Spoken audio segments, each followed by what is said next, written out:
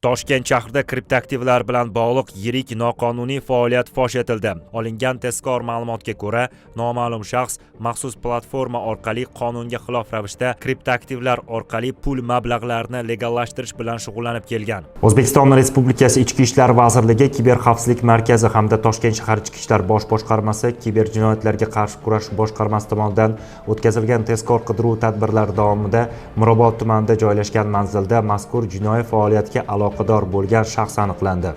Tezkor tadbir davomida 2003-yilda tug'ilgan Azim ismli shaxs ushlandi. Uning vaqtincha yashash manzilida o'tkazilgan tekshiruvda bir nechta mobil telefonlar, noutbuk, bank plastik kartalari hamda SIM karta protsessual tartibda rasmiylashtirilib olindi. Dastlabki tekshiruvlar shuni ko'rsatdiki, gumonlanuvchi mazkur noqonuniy faoliyatni xorijda o'rganib, O'zbekiston hududida mustaqil ravishda tashkil etgan. Uning elektron qurilmalari ko'zdan kechirilganda 2025-yil fevral oyidan 2026-yil mart oyiga qadar maxsus platforma orqali jami 6,5 milliondan ortiq USDT miqdordagi kriptoaktivlar noqonuniy aylanmasi kiritilgani aniqlangan. Mazkur holat yuzasidan O'zbekiston Respublikasi Jinoyat kodeksining 278-8 moddasi bilan jinoyat ishi qo'zg'atilgan.